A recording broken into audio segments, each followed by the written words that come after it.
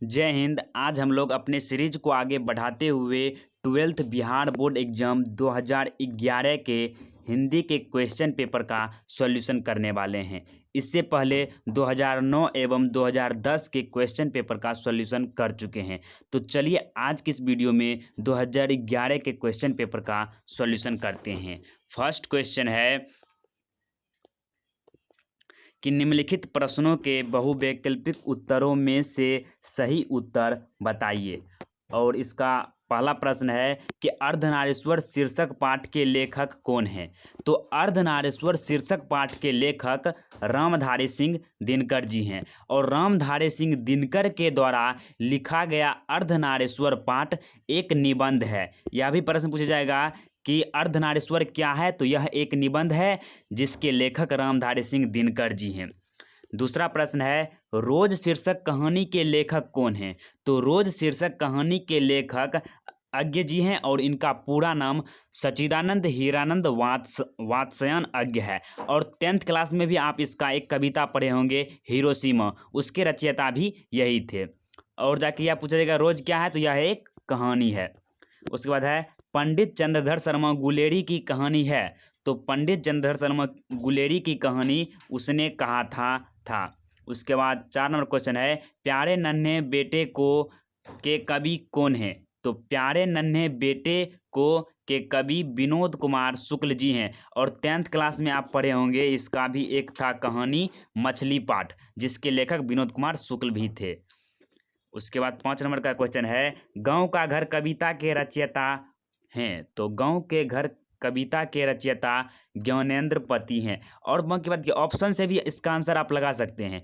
विनोद कुमार शुक्ल हो जाएंगे प्यारे नन्हे बेटे को के कवि हैं। और उसके बाद ख में है गजानन माधव मुक्तिबोध, तो ये हो जाएंगे जन जन का चेहरा एक के लेखक उस कवि हो जाएंगे। उसके बाद है घ में जयशंकर प्रसाद, जो तुमुल कोलाहल कला के कवि हैं जयशंकर प्रसाद। तो इस तरह से इसका राइट आंसर हो जाएगा ग ज्ञानेंद्र पति गांव के घर कविता के रचयिता हैं। उसके बाद मिलान करने वाला प्रश्न है सही जोड़े का मिलान करें। तो इधर जो है लेखक का नाम है और उधर उसके चैप्टर का नाम दिया गया है, तो आपको इसमें उसका मिलान करना है। तो पहला में है बाल कृष्ण भट्ट। तो बाल कृष्ण भट्ट का चैप्टर है बातचीत, जो कि एक ललित निबंध है और इस ललित निबंध के निबंधकार बाल कृष्ण भट्ट जी हैं। उसके बाद जयप्रकाश नारायण। तो जयप्रकाश नारायण संपूर्ण क्रांति के रचयिता हैं। उसके बाद है विनोद कुमार शुक्ल, तो ऊपर भी देखे थे प्यारे नन्हे बेटे को, तो इसका ख हो जाएगा प्यारे नन्हे बेटे को के कवि विनोद कुमार शुक्ल जी हैं। उसके बाद 4 में है सुभद्रा कुमारी चौहान। तो पुत्र वियोग के कवि सुभद्रा कुमारी चौहान है, कवित्री हैं। सुभद्रा कुमारी चौहान एक कवित्री है जो पुत्र वियोग नामक कविता का रचना किया था। फिर है गजानन माधव मुक्तिबोध, तो ये हो जाएंगे जन जन का चेहरा एक। तो इस तरह से आपका सभी मिलान क्लियर हो गया। एक बार और दोहरा देते हैं, बातचीत हो जाएंगे बालकृष्ण भट्ट का, फिर संपूर्ण क्रांति हो जाएंगे जयप्रकाश नारायण का, प्यारे नन्हे बेटे को हो जाएंगे विनोद कुमार शुक्ल, उसके बाद जन जन का चेहरा एक हो जाएंगे गजानन माधव मुक्तिबोध का, और पुत्र वियोग सुभद्रा कुमारी चौहान का। उसके बाद रिक्त स्थान वाला प्रश्न है रिक्त स्थानों की पूर्ति करें। तो इसमें 5 प्रश्न हैं और 1 नंबर का प्रत्येक प्रश्न है। फर्स्ट क्वेश्चन है कि मालती के पति का नाम है या डैश है। तो इसका राइट आंसर हो जाएगा ए महेश्वर। जो है महेश्वर वह मालती के पति का नाम था और इसका एक पुत्र भी था। याद रखिएगा इसका एक पुत्र था जिसका नाम टीटी था। वह हमेशा चिड़चिड़ा रहता था या सोते रहता था, थोड़ा सा बता दिए। और यह रोज चैप्टर से लिया गया है जिसके लेखक अज्ञ जी हैं। और इसमें जो है ना गैंग्रीन नामक बीमारी का इलाज इसके पति महेश्वर करते थे। फिर ख में है कहती है तुम डैश हो मेरे मुल्क को बचाने आए हो। तो इसका हो जाएगा कहती है तुम मंत्री हो मेरे मुल्क को बचाने आए हो, तो इसमें हो जाएगा मंत्री। उसके बाद तुमुल कोलाहल कलह में डैश की बात रेमन, तो हृदय की बात रेमन, ये 2010 के क्वेश्चन में भी आया हुआ था। फिर है घ में जादू टूटता है इस उषा का डैश सूर्योदय हो रहा, अब सूर्योदय हो रहा। तो इसका राइट आंसर हो जाएगा अब, ये उषा चैप्टर से लिया गया है। उसके बाद है अंगों का चाहे जिस देश डैश का हो जन जन का चेहरा एक। चेहरा एक, तो इसका हो जाएगा राइट आंसर प्रांतपुर। उसके बाद देखिए संक्षेपण वाला प्रश्न है जो 4 नंबर में पूछा जाता है, अभी भी पूछा जा रहा है। देखिए इस तरह के प्रश्न को आपको पहले ध्यानपूर्वक पढ़ना है, इसमें क्या कह रहा है, उसके बाद इसे संक्षेप में आपको 4 से 5 लाइन, इसका आधा में आपको लिख देना है। जैसे अनुशासन की आवश्यकता छात्र जीवन के लिए सबसे अधिक है, वे विवेक संगत श्रृंखला में बंधे रहने की आदत डाले, उनकी क्षमता बिखर कर नष्ट न होने पाए, उनकी साधना के बादल चट्टान और बंजर पर न बरसे, उनकी लालसा कलंक से काले पड़े भोरे की तलाश मात्र न बन जाए। इसके लिए छात्रों को व्यवहारिक जीवन में अनुशासन के नियमों का पालन करना परम आवश्यक है।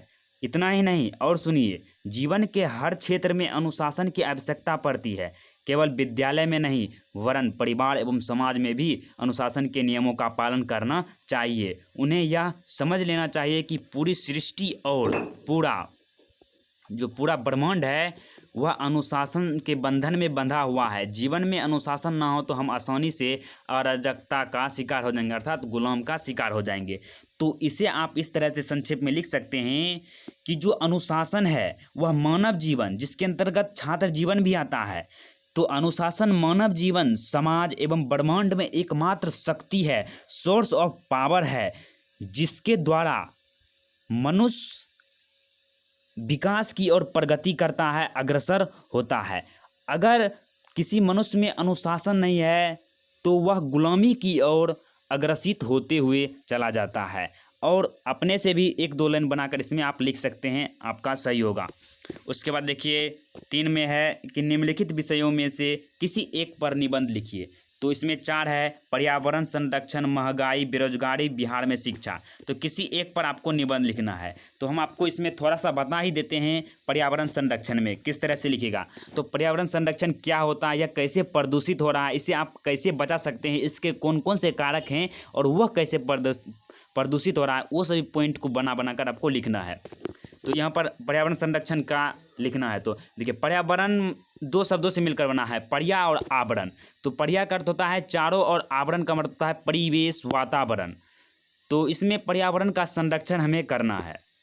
तो पर्यावरण का शाब्दिक अर्थ होता है चारों ओर का वातावरण, परिवेश, जिसमें हम रहते हैं, जिसमें हम सांस लेते हैं, जिसमें हम अपने जीवन की पूरी क्रियाकलाप को उसी में संपन्न करते हैं। इसके अंतर्गत वायु आ गया, जल आ गया, धरती आएगा, ध्वनि आएगा, ये सभी जो है ना प्राकृतिक वातावरण आ जाता है पर्यावरण के अंतर्गत।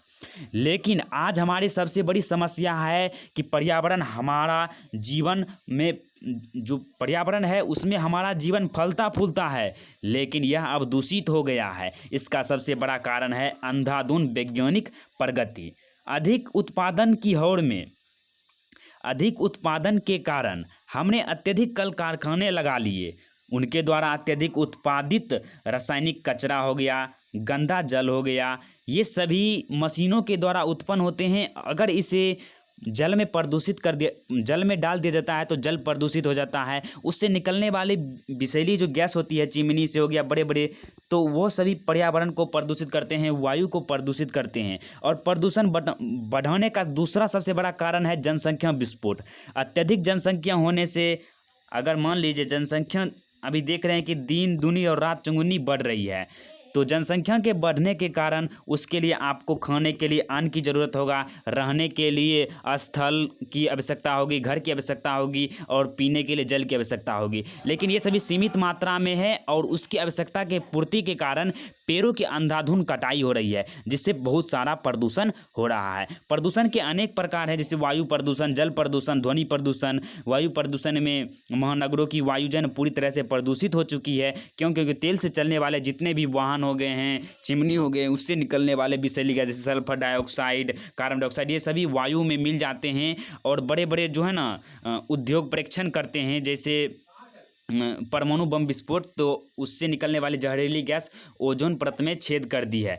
तो इस तरह से पर्यावरण को दूषित किया जा रहा है। ध्वनि प्रदूषण भी होता है कि बड़े जो है ना बहुत सारे ध्वनियाँ, स्वर होती है, बिना काम का लाउड स्पीकर पर जो है ना हाई ध्वनि को सभी जगह सभी जगह जो है ध्वनि को फैलाते हैं, तो उससे भी ध्वनि प्रदूषण होता है। और इसका संरक्षण किस तरह? प्रदूषण को रोकथाम का उपाय लोगों के हाथ में है, इसे चेतना से रोका जा सकता है। आप लोगों में इसके बारे में बताइएगा कि प्रदूषण से ये हो सकता है। अगर आप पर्यावरण के साथ खिलवाड़ कीजिएगा तो भविष्य में आप ही नहीं रह पाइएगा, पर्यावरण ही आपको खा जाएगा। तो इस प्रकार से इसमें सरकार को भी और जनता को भी, दोनों को इसमें कदम बढ़ाना होगा, और जाके इसे जितना से जितना जागरूकता फैलाकर हम इसका नियंत्रण कर सकते हैं। पूर्ण तरह से समाप्त नहीं कर सकते हैं, लेकिन इसका नियंत्रण कर सकते हैं। तो इस तरह से आप लिख सकते हैं।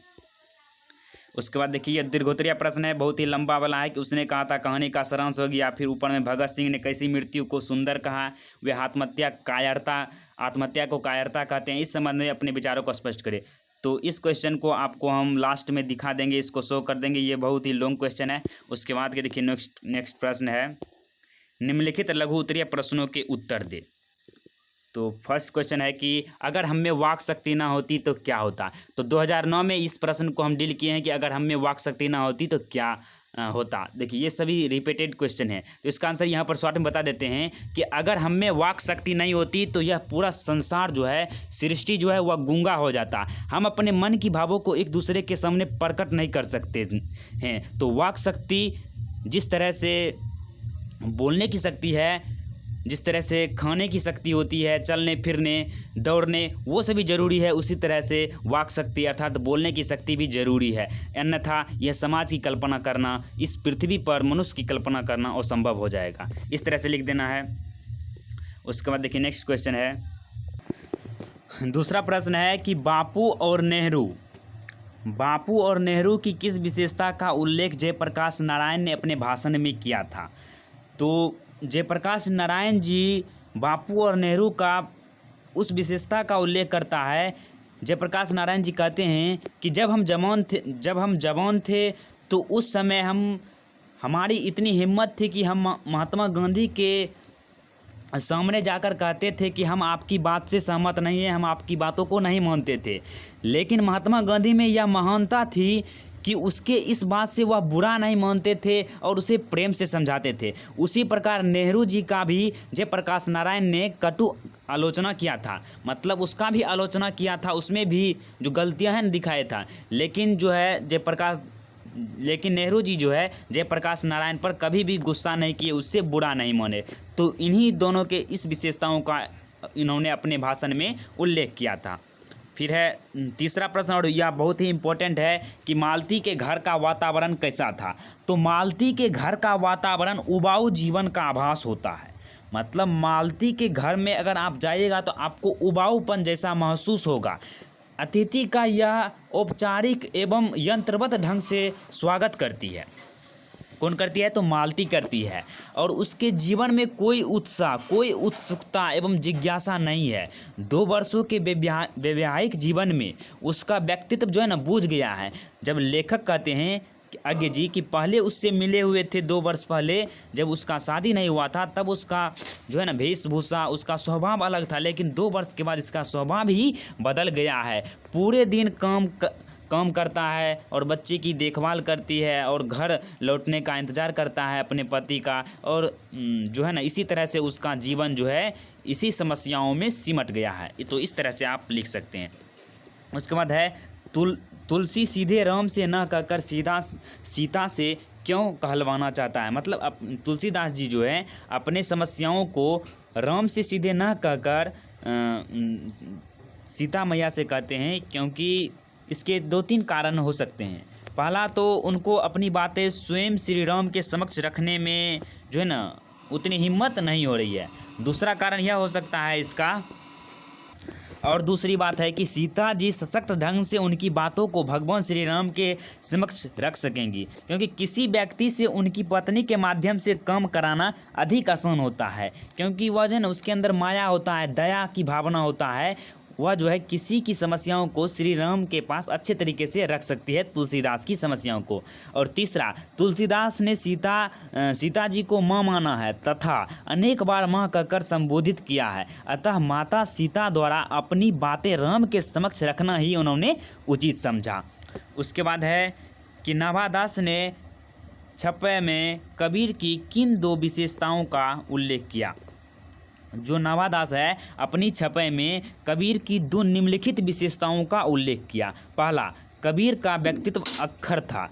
उन्होंने भक्ति से विमुख तथा कथित धर्मों की खूब धज्जियाँ उड़ाती थी। मतलब जो बाह्य आडंबर चोला पहन के जो है ना धर्मों को कहते थे, भगवान को इस तरह से मूर्ति पूजा करते थे, उसका इन्होंने ज़बरदस्त विरोध किया। दूसरा, कबीर ने धर्म को स्पष्ट व्याख्या की, धर्म की स्पष्ट व्याख्या की। उन्होंने योग, यज्ञ, व्रत, दान और भजन के महत्व का सटीक वर्णन किया। उन्होंने अपनी काव्य कृतियाँ यानी साखी शबद तथा रामायणी में हिंदू तुर्क के बीच समन्वय और एकता की बीज बोई। और नेक्स्ट प्रश्न है कि प्रातः काल का नभ कैसा है? तो प्रातः काल का नभ बिल्कुल नीले राख के समान स्वच्छ था। उसकी नीलिमा के बीच आने वाला उजाला जो है उनके हल्के रूप में झांकता सा नजर आता है। प्रातः काल की उस बेला में आकाश नीले रंग सा लगता है। उसके बाद देखिए, एक पत्र लेखन वाला हमेशा प्रश्न आता है 5 नंबर में। आप इस दोनों में से किसी पर लिख सकते हैं क्योंकि हम पहले इसका फॉर्मेट बता चुके हैं। उसके बाद निम्नलिखित में से किन्हीं 5 का समस्त विग्रह करना है। तो जैसे देशभक्ति, तो देश के लिए भक्ति ही देशभक्ति कहलाती है, तो इसका विग्रह हो जाएगा देश के लिए भक्ति। और यह कौन सा समास है? तो तत्पुरुष समास है। इस तरह से आप बना सकते हैं। उसके बाद है पीताम्बर। तो पीताम्बर का समस्त विग्रह होगा पीला है अंबर जिसका, उसी को पीताम्बर कहा जाता है। अर्थात पीला है अंबर जिसका मतलब विष्णु जी का पीले वस्त्र का धारण करते हैं। अंबर मतलब वस्त्र होता है, तो इसमें विशेष अर्थ को बता रहा है, तो यह हो जाएगा बहुव्रीहि समास। उसके बाद है यथाशक्ति। तो यथाशक्ति का अर्थ होता है शक्ति के अनुसार। इसका विग्रह करेंगे तो शक्ति के अनुसार, और यह अव्ययी भाव समास है क्योंकि यथा जो है वह अव्यय है। अव्ययी भाव समास में उसका पहला शब्द अव्यय होता है। उसके बाद है चौराहा, मतलब 4 राहों का समाहार, 4 रास्तों का जो है मिलन, वही चौराहा कहलाता है। तो वह द्विगीय समास है क्योंकि इसमें संख्यावाचक शब्द का बोध होता है। फिर है कमल नयन।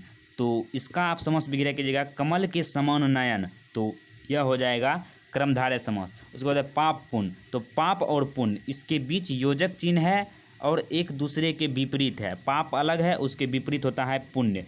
तो जिसमें विपरार्थकता का बोध होगा वह द्वंद्व समास होगा। उसके बाद है कामचोर।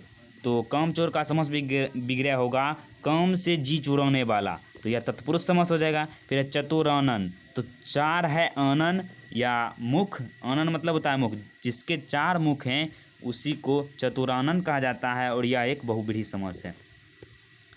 उसके बाद संधि, किन्हीं 5 के संधि विच्छेद करें तो आप इसमें संधि विच्छेद कर लीजिएगा, ये सभी आसान ही है। वाक्य प्रयोग द्वारा किन्हीं 5 का लिंग निर्णय करिए, ये भी हम आपको पहले भी 2 करा चुके हैं, उससे आप हिंट लेकर बना सकते हैं। इसमें समय व्यर्थ में गंवाना अच्छा नहीं है। उसके बाद उपसर्ग और प्रत्यय में अंतर स्पष्ट करें, तो इसका भी बना सकते हैं। किन्हीं 2 का पर्यायवाची शब्द, 5 में से 2 पर्यायवाची शब्द लिखे सबका। तो देखिए इसमें 5 से आपको लिखना है और यह बहुत ही आसान है। जैसे पृथ्वी, पृथ्वी को आप कह सकते हैं धरती, अग्नि, राजा को निरीपा, महीप, घर को गृही, भवन, इस तरह से आप बना सकते हैं। उसके बाद है उपसर्ग और प्रत्यय में अंतर स्पष्ट करें। तो उपसर्ग वह शब्दांश होता है जो किसी शब्द के पहले लगकर उसके अर्थ और रूप को बदल देता है, उसी को उपसर्ग कहते हैं। जैसे अनु उपसर्ग है, इसे अगर आप रूप के आगे जोड़ दीजिएगा तो अनुरूप हो जाएगा।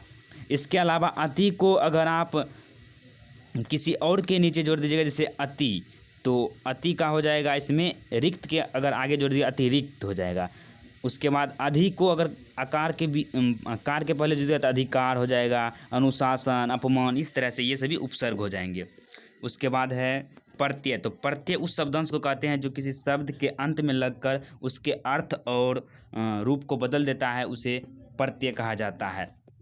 जैसे हट एक प्रत्यय है। जैसे चिकन, चिकनाहा, तो चिकनाहट, उसमें हट जोड़ दिएगा तो चिकनाहट हो जाएगा, तो वह प्रत्यय हो जाएगा। फिर किन्हीं 5 मुहावरे का वाक्य द्वारा प्रयोग स्पष्ट करें। तो ये भी अक्ल पर पत्थर पर मतलब बुद्धि भ्रष्ट हो जाना। तो इस तरह से आप इसमें सिर्फ हम आपको इसका अर्थ बताएंगे, आपको खुद से इसका वाक्य प्रयोग कर लेना है, वाक्य बना लेना है। अर्थ के हिसाब से। फिर है कलेजे पर सांप लौटना, तो कलेजे पर सांप लौटना का हो जाएगा डह करना। फिर है उल्टी गंगा बहाना, तो उल्टी गंगा बहाना का हो जाएगा इसमें कि प्रतिकूल कार्य करना, मतलब हमेशा उल्टी गंगा बहाता है। किसी का नाम लगा सकते हैं जैसे मोहन, राकेश या कुछ भी। गुदरी के लाल, मतलब साधारण परिवार में जन्मा गुणी व्यक्ति को ही गुदरी में लाल कहा जाता है। फिर चिराग चिराग तले अंधेरा, तो विद्वान के घर में मूर्ख व्यक्ति का आचरण इस तरह से बोल सकते हैं। उसके बाद पौ बारह होना, मतलब पौ बारह होना मतलब अधिक लाभ होना। फिर है मुट्ठी गर्म करना, मतलब घूस लेना। आंखों के अंधे गांठ के पूरे, तो इसका अर्थ हो जाएगा मूर्ख धनवान। इस तरह से आप इसका अर्थ लिख सकते हैं। उसके बाद देखिए है हिंदी साहित्य के इतिहास को कितने कालखंडों में बांटा गया है, नामांकन के साथ परिचय दे। तो इसको हम पहले भी बता चुके हैं 2009 के क्वेश्चन में ही, कि छायावाद में बताए थे कि उसकी 5 विशेषता में इतिहास के बारे में ही पहले बताए थे कि हिंदी साहित्य के इतिहास को 4 भागों में बांटा जाता है। एक आता है आदिकाल जो 1050 ईस्वी से 1375 ईस्वी तक चला था। उसके बाद आता है भक्ति काल जो 1375 से 1700 ईस्वी तक चला था।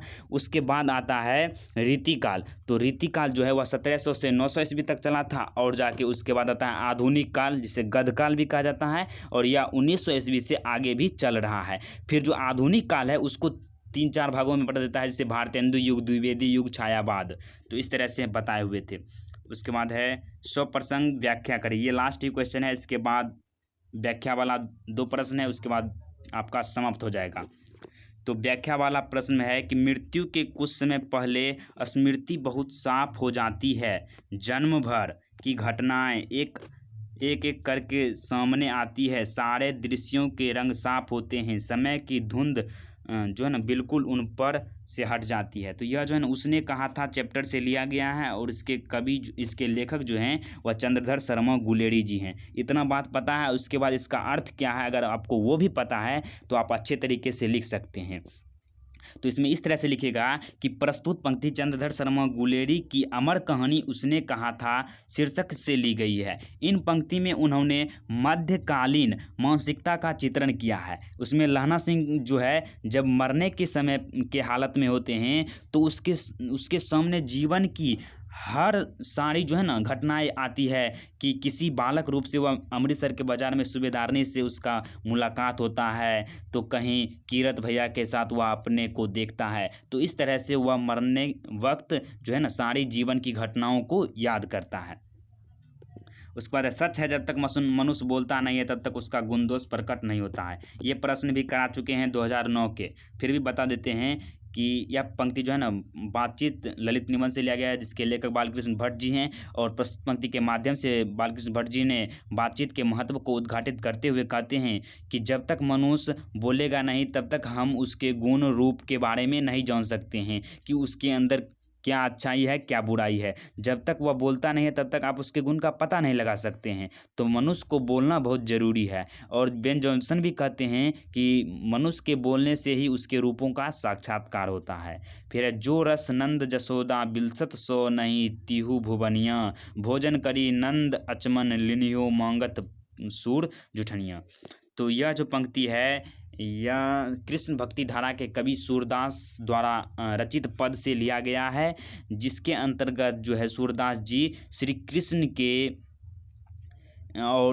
कृष्ण के भोजन करने की जो है ना प्रक्रिया को बताते हैं। उसके बचपन में जो है ना उसके जितने भी क्रियाकलाप थे उसे सुंदर चित्रण यहाँ पर किए हैं। और कवि कहते हैं कि श्री कृष्ण जी जो है वह नंद रानी की गोद में बैठकर भोजन कर रहे हैं और कुछ खाते हैं और कुछ गिराते हैं। इस छवि को नंद रानी यशोदा देखकर अति प्रफुल्लित होते हैं, खुशी से झूम उठते हैं। यहाँ कवि माता का पुत्र प्रेम दिखलाते हैं कि पुत्र कुछ भी गलती करे माता को बुरा नहीं लगता, वे हर्षित रहते हैं। बालक के क्रियाकलाप उसे आनंद की प्राप्ति देते हैं, आनंद प्रदान करते हैं।